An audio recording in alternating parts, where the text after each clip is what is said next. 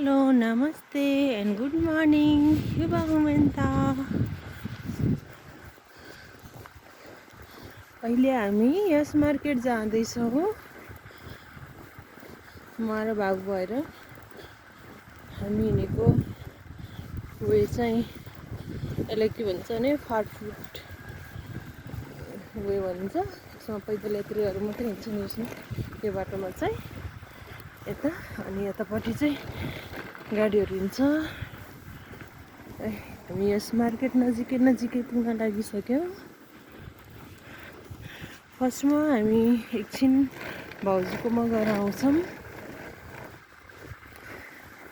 भाउजूको घर जान लागेको। अहिले चाहिँ यो सबै प्राइभेट हाउसिङ हो।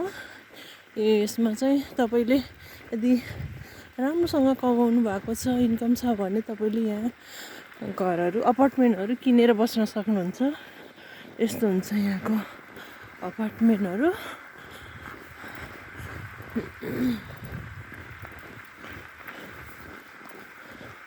सबै हिउँले ढाकिएको छ।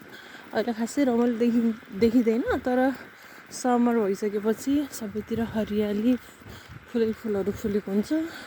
यो रुखहरू पनि अहिले सुकेको जस्तो देखिएको छ, तर यो फेरि समर ल्याइसकेपछि पुरै हरियो भएर फुलहरू फुल्छ।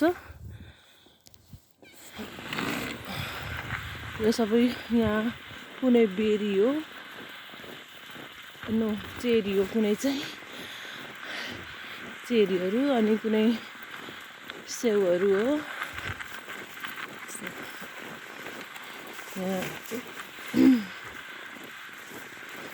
अनि यहाँ चाहिँ फोहोर फाल्ने रुम हुन्छ। यसमा चाहिँ सबै छुट्टै बक्स हुन्छ। त्यसमा छुट्टै अब कुहिने नकुहिने सिसाहरू, कार्टुनहरू राख्ने छुट्टै सेपरेट बक्स हुन्छ। त्यसमा गरेर राख्ने हो।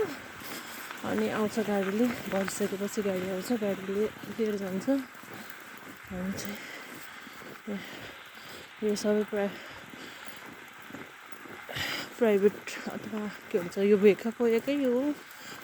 र यसमा चाहिँ तपाईँले यदि तपाईँसँग इन्कम छ भने अपार्टमेन्टहरू किनेर बस्न सक्नुहुन्छ।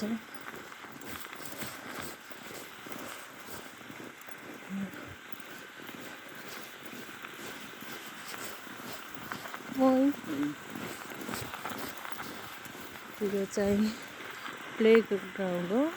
यस्तो ठाउँमा हुन्छ, घरै पछि हुन्छ बेबीहरूको लागि खेल्ने प्ले ग्राउन्ड यस्तो हुन्छ। यो चाहिँ कपडा सुकाउने ठाउँ हो। अहिले त खासै सुकाउँदैनन्, यस्तो चिसोमा त को बाहिर आउँछ, तर समरमा चाहिँ यसो कपडाहरू सुकाउँछन्। यस्तो छ। भाउजूले मलाई देखिसक्नुभयो, माथिबाट चिच्याउँदै हुनुहुन्छ अनिता भनेर। अब म मेरो गन्तव्यसम्म आइपुग्न लागेँ। अब अर्को भिडियो नेक्स्ट पार्टमा। Bye, have a good day.